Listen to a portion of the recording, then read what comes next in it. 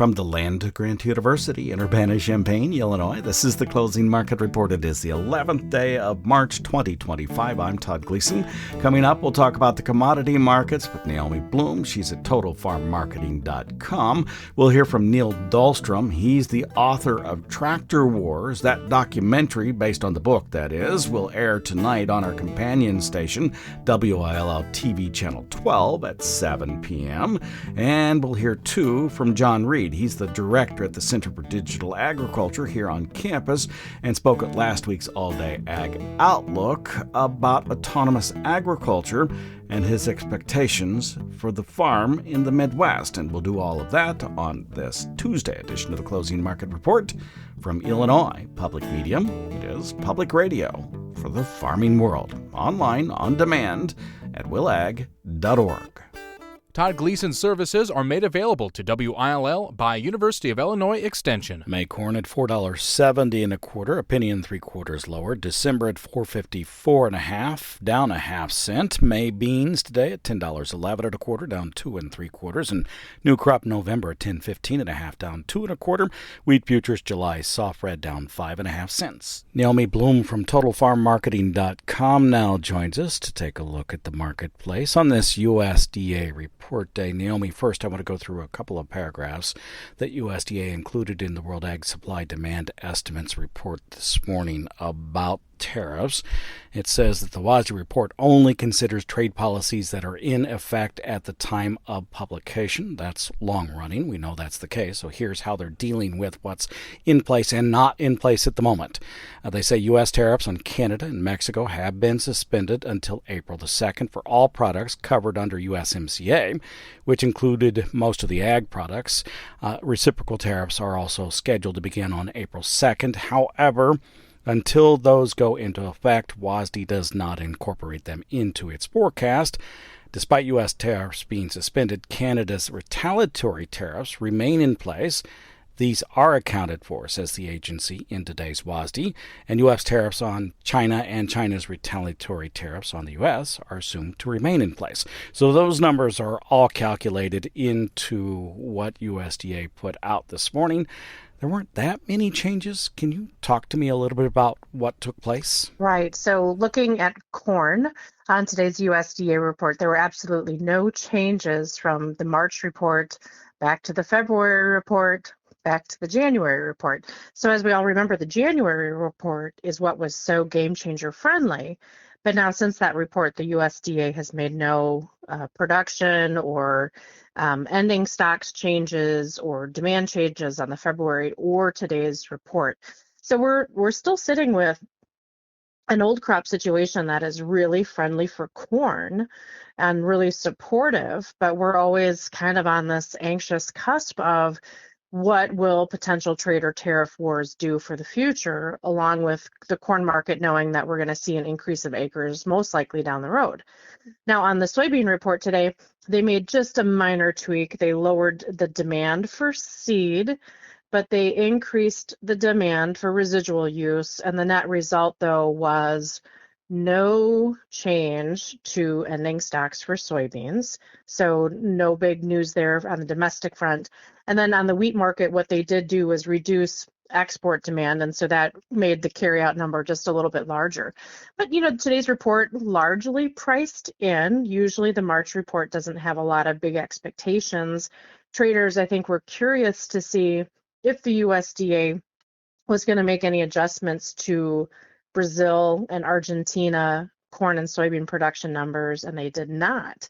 So without any fresh news to trade on, kind of probably going to go back into a modest trading range, start to weather watch in South America, keep an eye on any geopolitical uncertainty going down the road, and now already shifting gears and focusing on the March 31st quarterly stocks and prospective planting report coming up now just in a couple weeks. It is important to note as well that USDA did make one other change in the soybean supply and demand table.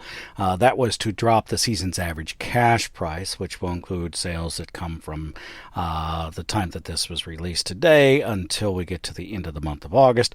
by 15 cents to $9.95. No change on corn at $4.35, and they dropped the wheat number by a nickel to $5.55. Those were all for old crop.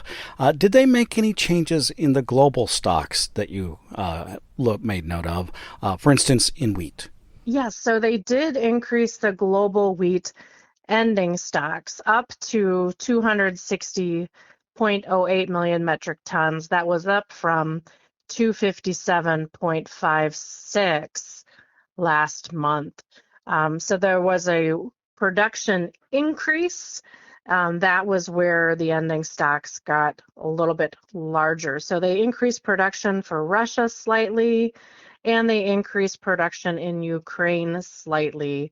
Also, Australian production increased slightly. So those three changes to global production is why the global ending stocks got a little bit bigger for the wheat. Does this give you any pause as you think about it on the coarse grain side of things? Is it's related to the price of corn on the global stage, a price of wheat on the global stage, or is it par for the course? I feel like we're just kicking the can down the road. We're waiting to get a better handle on harvest numbers coming in from South America. We're getting ready to just get a better handle on the next leg of corn production for that second crop, safrinha corn in Brazil. All of that corn is accounted for and spoken for, and the demand is there on the export front. So we're going to be weather watching down there. And just again, I feel like with the market is and the USDA maybe just trying to punt, kick the can down the road until we get a better handle more on the geopolitical issues out there. There's still plenty of directions for this market to go, depending on the demand side going forward from the U.S. perspective of exports. But when you think about how weather can change on a dime and how tight U.S. corn ending stocks are and how global ending stocks of corn are still tight, there's reasons why this market could see that seasonal push higher into the Mother's Day, Father's Day timeframe for a summer rally. So at the end of the day, you just got to be ready for anything that unfolds. But right now, the focus for traders is going to be more on South American weather, keeping an eye on our weekly export sales, and then also watching trade and tariff talk. That's going to be the market mover probably for the next couple weeks. Last week you were in Denver at the Commodity Classic. Did you learn anything new from the farmers you spoke with? When they stopped by the booth, we talked a lot about weather, talking about how dry it is out there right now, talking about how if you compare this year's drought monitor index for this week of history versus the same week in 2012, the drought monitor index is substantially drier right now, with even like 2/3 of Illinois in that drought monitor index for a very modest drought beginning, and even portions of Indiana. And that's very different from how 2012 started. So a lot of just thoughtful conversations, producers just, I think, really wanting to focus on whatever kind of a price rally we can see this summer, wanting to make sure that they're capturing it, focusing on cash sales, risk management. So it was a great show, and again, a lot of thoughtful conversation. Thank you very much. I appreciate it. Thank you. That's Naomi Blohm. She is with TotalFarmMarketing.com. Let's turn our attention now to autonomous agriculture on the farm. Last week, during the All-Day Ag Outlook, the director of the Center for Digital Agriculture here on the campus of the University of Illinois, John Reid, addressed this topic. He worked for John Deere for 19 years and actually started here on campus prior to that. I can recall working with him and his team on a self-driving tractor in the late 1990s. He began his address during the All-Day Ag Outlook by discussing John Deere's autonomous agriculture. Last year, the manufacturer introduced autonomous tillage. This year, it extended that across other operations. Actually, really interesting with John Deere, they're also seeing that this farm management information system, which they call Ops Center, links to other spaces even. So it's used for agriculture today, but if they're going to do autonomy in construction or in golf courses, these other places where there's labor and lots of machinery challenges, then you need to have the same kind of thing. So What is in an autonomous tractor? First of all, it's a highly automated tractor to begin with. It doesn't have to be. Actually, you'll see a lot of companies that will retrofit a vehicle by putting autonomy kit on an existing tractor. But if it's highly automated, it's got more electronic surfaces that can be controlled through software. Makes it easier to integrate with the autonomous vehicle. Actually, you're talking about the example in Champaign. That was the first Magnum tractor from Case IH that had a CAN bus on it. And for a researcher, it was really a nice way of doing autonomy, because usually I had to give the tractors back every year to the company. I'd spend 6 months making it into a robot tractor, and in 3 months doing work. Well, with the changes of having electronics backbone and networks, it became a 1 week job of converting a tractor into an autonomous vehicle. So you've got this highly automated tractor. It's got an ability to sense what's happening in its environment. That's called situational awareness.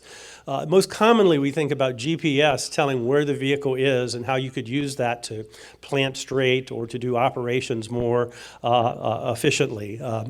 Through automatic guidance, as an example. But it has other situational awareness that's needed too, because the most important part of a tractor operating in the field is the operator sitting in the seat and sensing what's going on around the vehicle and in the implement system, as well as understanding what's happening in the field. Where do you want to go? So it's just not an issue of that nobody does automatic tractoring or just driving the tractor around the field. You have an implement, you're doing a work task, you're trying to get a job done, and so there's extra sensors needed. Today, we're starting to see cameras and other types of sensing like that are looking out ahead of the vehicle to look for people, to sense the rows, and then also those cameras are looking around the vehicle and seeing the implement and trying to understand, is the implement doing its job? What's really interesting in this space, though, is really not autonomy of the driving, but autonomy of the implement itself. And if you've heard of precision spraying technology like Exact Apply from John Deere, or other see and spray types of technologies, these technologies are putting the AI and the intelligence on the implement and allowing the implement to work at a level that's beyond what has been possible in the past, being able to very precisely spray individual weeds and save chemical and get those benefits, but then still have an operator in the seat. And I think this is really kind of an important point about this, is that if we are going to be doing these operations, we need implements that can be able to sense things that are working and not working, that today depend on the operator or the farmer in the seat to detect. So think about a debris on a plow shank, or some types of effects, something breaking. Right now, a lot of the implements are not instrumented to be able to tell that something's wrong. So if you really are going to have effective autonomy, you don't want to kind of come back to the field where a tractor just finished operating and seeing that it hadn't completed its operations. So anyhow, this intelligent implement side is not really autonomy, but it is an element that also has to emerge if autonomous agriculture is going to take place. So again, we have the tractor, we have guidance systems, we have situational awareness or perception on the vehicle, and then usually these are tied into the farm, some kind of farm management information system for autonomy. That system is used to essentially understand the fields where you're going to operate, understand what kind of path plans, and AI is used to generate those plans to cover a field. And for some operations like tillage, that's all you need. You basically can designate that. The operator, the farmer, moves the vehicle to the field, and then you can get out and execute the task. I want to come back to this because that's just, we're seeing a lot of the visual videos of demonstrating the task working. But when you really think about this, a lot of operations, like if you're planting or anything that has spraying, anything that has materials and inputs that you have to manage, there's a lot of work besides just the execution of the planting or spraying task. You have to consider how do you resupply, and actually in some cases, there's a robotics company that's looking at automating the material logistics and moving materials to and fro, which seems like also a good idea and be really important for a fully autonomous system. So where do these examples pay off? And I'll give a couple of examples for you.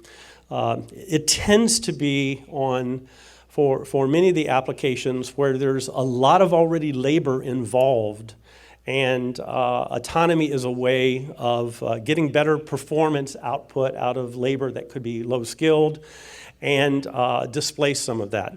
So one example, there's a study by the Western growers about a system called carbon robotics. It's not a autonomous system, but it's a very intelligent laser weed control system. Very expensive. It's about $1 million just for the implement.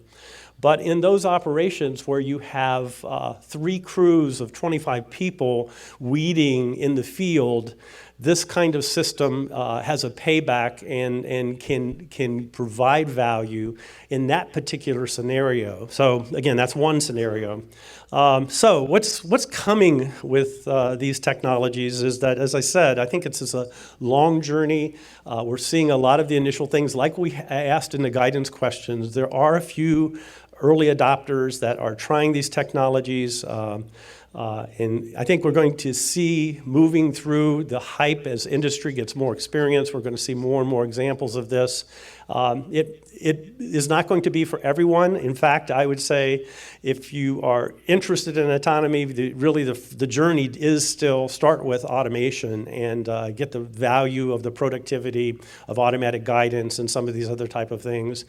And integrating into farm management information systems is kind of a next step. Autonomy will be more complex because it's like a suite of technologies that integrate together.